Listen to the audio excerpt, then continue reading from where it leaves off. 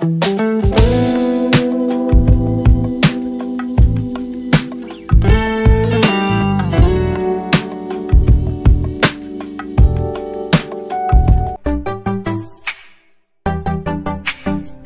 the beginning of this year, many people from Christian circle and non-Christian circle, they started predicting 2023, how this year is going to become. 2023 की शुरुआत में ही कई सारे जो परमेश्वर के ज्ञानी लोग और विश्वासी और अविश्वासी लोग भी 2023 कैसे होने जा रही है इस बात की उन्होंने भविष्यवाणी की. From the political circle, the political pundits, they predicted nations would experience a recession and people will be laid off. It's going to become a gloom, doom, dull year. और यहाँ तक कि राजनीतिक में भी जो विशेषज्ञ थे या ज्योतिषी भी हैं, उन्होंने भी इस बात को कहा कि आने वाला 2023 में कई सारे परिवर्तन और वातावरण बिल्कुल अलग होने जा रहा है. And the astrologers, Christian so-called prophets, they also said this year is going to become a very difficult year. Financial crisis and recessions would take place. और ज्योतिषी और कई सारे मसीह समाज के जो भविष्यवक्ता कहे जाते हैं, उन्होंने भी इस बात को बताया कि इस साल 2023 में कई सारे जो चीजें हो सकती हैं, आर्थिक बातों में उतार और चढ़ाव को देखा जा सकता है. On 20th January, you would have read it in the newspaper, Google announced they are laying off more than 12,000 employers. और 20 जनवरी के दिन में शायद आपको पता चला कि गूगल जो कंपनी है, उन्होंने 12,000 से भी ज्यादा लोगों को बेदखल कर दिया नौकरी से. And suddenly these people who predicted what would become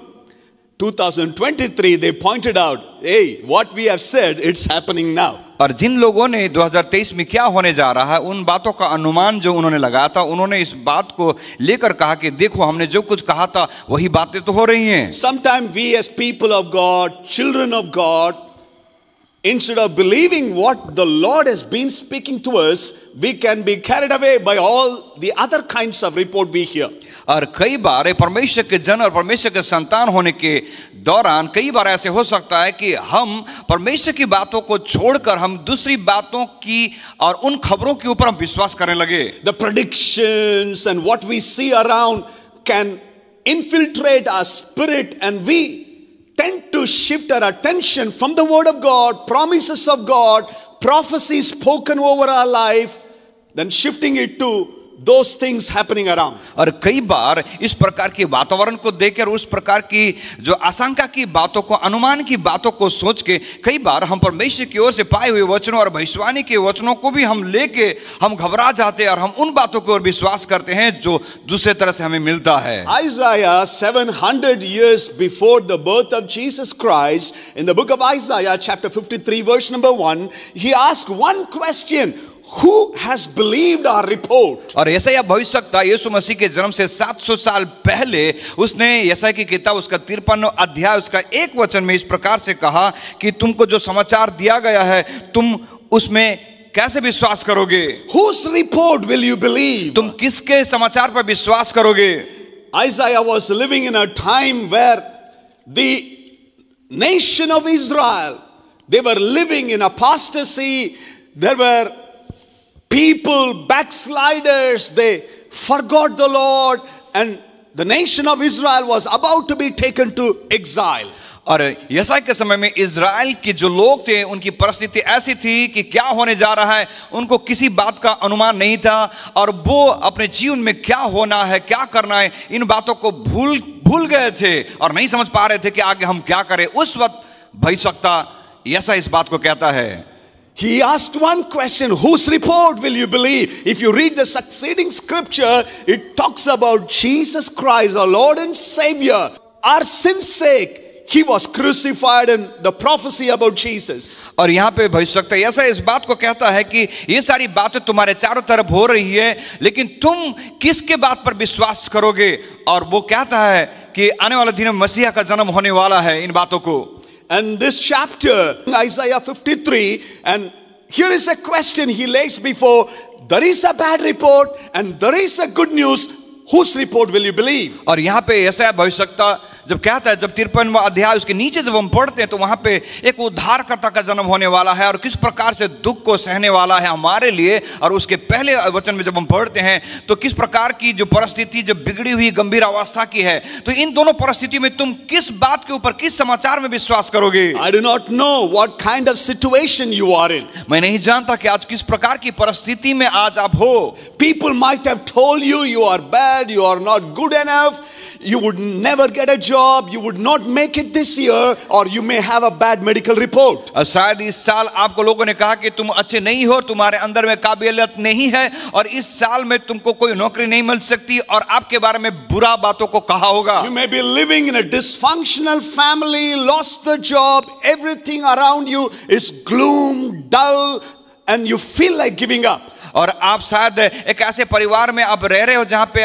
आपकी नौकरी जाने के बाद एक तनाव आ गए, एक टकराव आ गए और आपका जीवन धुंधला सा, अधूरा सा आपको लगता है।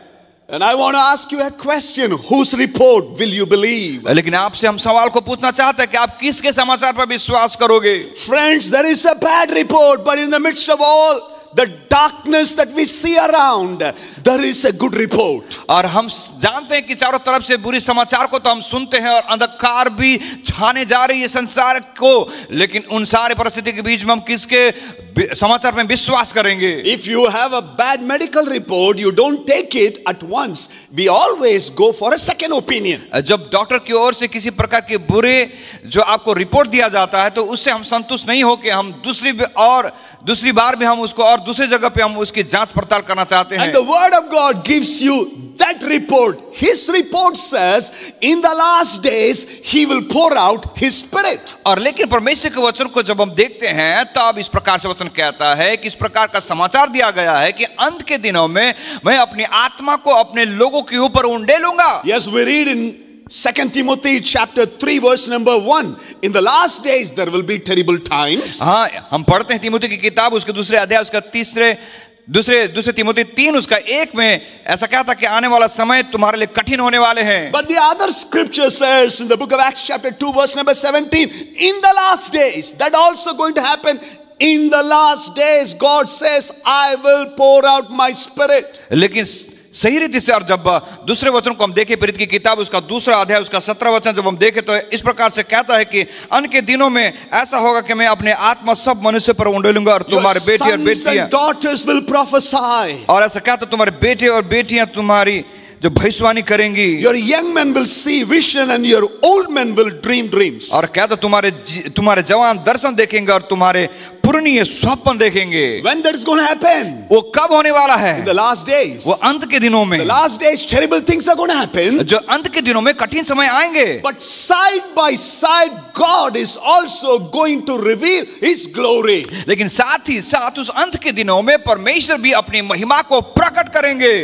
Your source of information has to be the word of God, the words spoken over your life. आपके जीवन का जो स्रोत जो परमेश्वर का वचन होना है जहां पे आपको सारी जानकारी मिलनी है। Not the opinion of the people, ना कि लोगों के सुझाव और आशंका or what the media room tells you what is going to happen. या फिर समाचार के द्वारा जो कुछ आप सुनते हो उस पे आप विश्वास करो। But it has to become the word of God. लेकिन आपके जीवन में जानकारी का स्रोत परमेश्वर का वचन होना है। Whatever He had spoken over your life, और जो कुछ भी परमेश्वर ने आपके जीवन में वचन को बोले हैं, it would surely come to pass. और वो वचन आपके जीवन में निश्चित रूप से पूरी होंगी। That's what we read in the book of Habakkuk chapter 2 verse number 3. The vision is kept for an appointed time.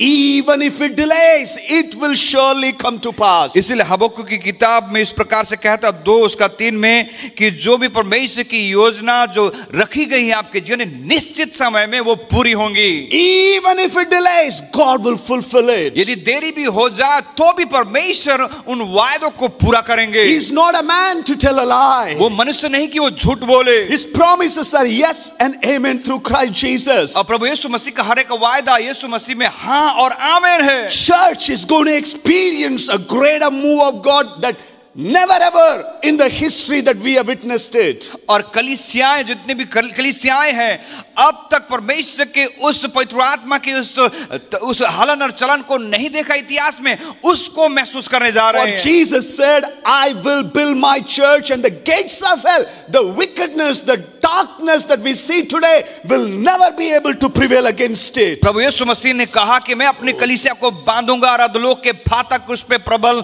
नहीं होंगे. हर एक अंधकार की शक्ति, हर एक प्रकार की ताकतें प्रबल नहीं हो सकती. We are not a bunch of victimized, beaten, loser kind of people. और हम बेचारे लोग नहीं हैं. God is going to do great things in the midst of everything that is happening. Remember the parable Jesus said, the wheat and the weeds, they grow side by side. और याद रखें, इन सारे परिस्थिति, बिगड़ी हुई परिस्थितियों के बीच में परमेश्वर अद्भुत काम को करेगा. जिस प्रकार से वचन कहा गया है कि यीशु मसीह ने दृष्टांत दी है, जब बीज बोया जाता है, बीज के साथ जंगली पौधे भी पनपने लगते हैं. They grow side by side. और दोनों अच्छे पौधे भी और जंगली दोनों उगने लगते हैं, पनपने लगते हैं. Don't get discouraged by all the imitation, duplicates, the fake, the weed. They are next to you. They are going to grow and you also keep growing. और आपको अपने ध्यान को उस नकली बातों के ऊपर, नकली गेहूं, नकली दाने के ऊपर जो आपको ध्यान नहीं देना, जो आपके साथ साथ वो भी बढ़ रही हैं. Let's not come to a conclusion everything is over. और हम इस बात पे हम ना आ जाएं कि सब कुछ तो खत्म हो गया है. The better days are ahead of us. सबसे उत्तम दिन है और अभी आना बाकी है. The psalmist says in Psalm 34 verse number 19, the righteous person may have many trouble, but the Lord will deliver him. और भजन संहिता में भजनकार उसका 34 उसका 19 में भजन का इस प्रकार से कहता है कि धर्मी पर बहुत सारे विपत्ति तो आती हैं, लेकिन परमेश्वर उन सारे बातों से उन्हें मुक्त करता है. John's Gospel 16:33, in this world you will have trouble, but take heart, I have overcome the world. और इसलिए यूहन्ना का सुसमाचार 16 उसका 33 जब हम पढ़ते थे, ऐसा कहता, मैंने तुम्हें इस बात को इसलिए कही है कि तुम्हें शांति मिले. इस संसार में तुम्हें क्लेश तो होता है, पर ढाढ़स बांधो, मैंने संसार को जीत लिया है. Whose report do you believe? आज आप किसके समाचार पर विश्वास करते हो? Upon whom you build your faith. आपने अपने विश्वास किस पर बांधे रखा है? You have a promise of God. आपके पास परमेश्वर के वायदे हैं. God had given you a precious word. और परमेश्वर ने बहुमूल्य वचन आपको दिए हैं. You know, Paul was telling to young Timothy. प्रेरित पौलुस ने जवान तिमोथी से इस बात की सलाह देते हैं. 1 Timothy chapter 1 verses 18, 19 and 20. पहला तिमोथी उसका 18, 19 और 20 जब हम पढ़ते हैं. Timothy was a young man. जो तिमोथी जवान व्यक्ति था. He comes from a dysfunctional family. His grandmother was a believer. His mother was a strong believer. और तिमोथी एक ऐसे परिवार से आता है जहां पे परिवार में कुछ विवादें थी, लेकिन उसकी नानी और उसके मां परमेश्वर के वचन और विश्वास में बहुत ही मजबूत थे. But we do not read much about his father. लेकिन हम तिमोथी के पिता के बारे में बहुत ज्यादा हम नहीं जानते. Many Bible scholars believe he was a heathen, he was a non-believer. They had a lot of trouble at home. और कई सारे जो बाइबल के ज्ञानी लोग इस प्रकार से कहते हैं कि तिमोथी का जो पिता था वो अन्य जाति था, इसकी वजह से परिवार में बहुत सारे समस्याएं हुई. And Paul was reminding, telling Timothy in 1 Timothy chapter 1 verse number 18. और इसलिए प्रेरित पौलुस तिमोथी को इस बात को याद दिलाता है. पहला तिमोथी उसका 1 अध्याय में, Timothy, my son, I am giving you this command. और प्रेरित पौलुस ने तिमोथी से कहता है, पहला तिमोथी 1 उसका 18 में, हे पुत्र तिमोथी, उन भविष्यवाणी के अनुसार जो पहले तेरे विषय में की गई थी, in keeping you this promises and prophecies once made about you, try to recall them and fight the good battle. और प्रेरित पौलुस ने तिमोथी से कहता है कि जिन भविष्यवाणी के अनुसार जो पहले तेरे विषय में की गई थी, मैं यह आज्ञा सौंपता हूं कि तू उनके अनुसार अच्छी लड़ाई को लड़ता रह. There's going to be difficult times. तुम्हारे जीवन में कठिन समय तो आएंगे. There's going to be a dark moment. आपके जीवन में एक अंधकार के समय तो आएंगे. But how to stay strong and fight a good fight? लेकिन किस प्रकार से मजबूती के साथ स्थिर रह के उस लड़ाई को लड़े. Timothy, you are young. Timothy तू अभी जवान है. Your daddy is not a believer. अभी तेरे पिता जो है वो विश्वास में नहीं है. Lot of question, doubts and fear in your mind. और कई सारे सवाल, कई सारे संदेह की बातें तुम्हारे मन में चल रही है. And Paul was telling, don't you ever forget the precious prophecies you have in your life. तो प्रेरित पौलुस तिमुथी से कहता कि इस बात को कभी ना भूलना कि तेरे जीवन में परमेश्वर की ओर से भविष्यवाणी के वचन बोले गए हैं। In other words, Paul was telling him, remember the report of the Lord, God's report card about your life, Timothy. और दूसरे शब्दों में यदि कहा जाए तो प्रेरित पौलुस तिमुथी से कहता है कि परमेश्वर की ओर से तुम्हारे बारे में जो समाचार पत्र दिया गया है, क्या तुम उसमें विश्वास करते हो? Hold on to it. और उस पे तुम बने रहो। Fight the good fight. और कहता अच्छी लड़ाई को लड़ते In रहो। verse number 19 he says, with clear conscience, which some have rejected and suffered a shipwreck regarding their faith. और ऐसा कहता है और विश्वास और उस अच्छे विवेक को थामे रहे जिसे दूर करने के कारण कितनों का विश्वास रूपी जहाज डूब गया। Verse number 20 he gives two names, Hymenaeus and Alexander. और जो विश्व वचन जब हम पढ़ते हैं वहां पे दो व्यक्तियों के नाम उसने कहा, हिमोनियस और सिकंदर के बारे में। And what did they do? और उन्होंने क्या किया? They did have a prophecy in their life. उनके पास भी भविष्यवाणी के वचन थे। God had a plan. उनके जीवन में परमेश्वर ने योजना थी। Instead of believing the report card of the Lord, लेकिन परमेश्वर की ओर से उस रिपोर्ट कार्ड समाचार पत्र में विश्वास करने के बजाय they were carried away by all the other reports and given up the precious prophecy they had in their life and experienced shipwreck. लेकिन इन दोनों ने क्या किया? उनके चारों तरफ जो भी बातें हो रही थी उन्हीं बातों के ऊपर उन्होंने ध्यान दिया और वो ऐसा कहता है और ये जब जहाज टूट गया तो उसमें वो भी शामिल थे। And Paul says, don't be like them because they did not believe the report of the Lord, the prophecies given to them, but they believed everything that was happening around them and they experienced mess in their life. इसलिए प्रेरित पौलुस तिमुथी को इस बात को याद दिलाता है कि वो दोनों के जैसे मत हो। उनके जीवन में भविष्यवाणी के वचन तो कहे गए थे, उनके ऊपर भी परमेश्वर के वायदे थे, लेकिन उन वायदों को छोड़ के उन्होंने चारों तरफ में जो बातें हो रही थी उन बातों के ऊपर में उन्होंने मन को लगाया। उन्होंने परमेश्वर के समाचार में विश्वास नहीं किया, लेकिन संसार में हो रही उन बातों के ऊपर विश्वास लगाया। 2 Timothy chapter 1 verse number 6 he says, stir up those things that is already there in you. इसीलिए प्रेरित पौलुस तिमुथी से कहता है कि जब हम दूसरा तिमुथी 1 उसका 6 में जब हम पढ़ते तो ऐसा कहता है कि तुमको जो परमेश्वर की ओर से वरदान दिए हैं जो मेरे हाथ रखने के द्वारा तुझे मिला उसको चमका दे।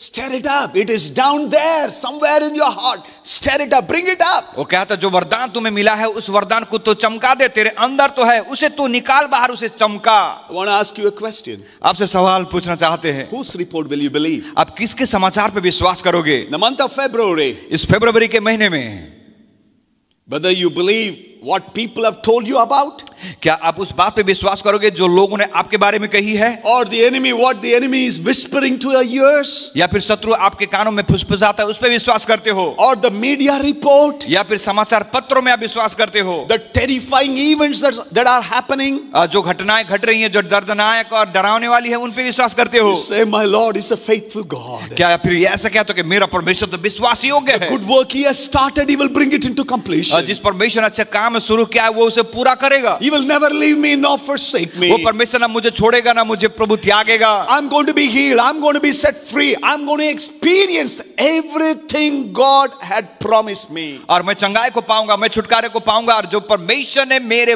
बारे में सोच के रखा है वो हर एक बातें मेरे जीवन में परमेश्वर पूरा करने वाला है। Heaven and earth will pass away, but this word will never pass away. स्वर्ग और पृथ्वी टल जाएगी लेकिन परमेश्वर का लिखा हुआ वचन वो अटल रहता है। I'm going to hold on to the word of God. मैं परमेश्वर के वचन में बना रहना चाहता हूँ। I'm going to believe every spoken word of the Lord. मैं हर एक परमेश्वर के द्वारा कहे हुए वचनों के ऊपर मैं विश्वास करता हूँ। I am not a tail, I am the head. मैं पूंछ नहीं लेकिन मैं तो सिर हूँ। I am not a loser, I am winner in Christ Jesus, more than a conqueror. और मैं तो हारा हुआ व्यक्ति नहीं लेकिन मैं मसीह यीशु में मैं विजय से भी बढ़कर व्यक्ति हूँ। There could be darkness around, हो सकता है आपके चारों तरफ अंधकार हो सकते हैं, pain and suffering, दर्द और तकलीफ हो सकती है, but I am going to experience a breakthrough. लेकिन मैं उन सारे परिस्थितियों के बीच में एक बड़ी जागृति को महसूस करूंगा। Bow your head. ऐश्वर्य को झुकाएं, Recollect those precious promises and the word of God spoken over your life. और याद करें उन सारे भविष्यवाणी के वचन और परमेश्वर को वायदे जो आपके जीवन के बारे कहे गए हैं। They do not have an expiry date. और उन वचनों और उन वायदों का समय खत्म होने का समय नहीं है। Stir it up. उसे आप चमकाइए, hold on to the word of God, परमेश्वर के वचन में बने रहिए, for surely it will come to pass. क्योंकि वो निश्चित रूप से पूरी होंगी। Lord, we thank you for the precious promises you have spoken over our life. प्रभु हम धन्यवाद देते हैं कि प्रभु आपके बहुमूल्य वायदे आपने हमारे जीवन के लिए दिए हैं। We believe your report, Lord. प्रभु हम आपके वचन पे, समाचार पे विश्वास करते They हैं। are always yes and amen through Christ Jesus. प्रभु आपके हर एक वायदे और वचन प्रभु यीशु मसीह में हाँ और आमीन है। Lead us and guide us our path. प्रभु हमें अगुवाई कीजिए, मार्गदर्शन कीजिए प्रभु। Every day we will remind ourselves those precious word that you have given. प्रभु हर एक दिन प्रभु हम याद कर सके जो बहुमूल्य वचन और भविष्यवाणी प्रभु के वचन आपने हमारे जीवन में दिए हैं। In Jesus' name we pray. यीशु मसीह के नाम से हम प्रार्थना मांगते हैं। Amen and amen.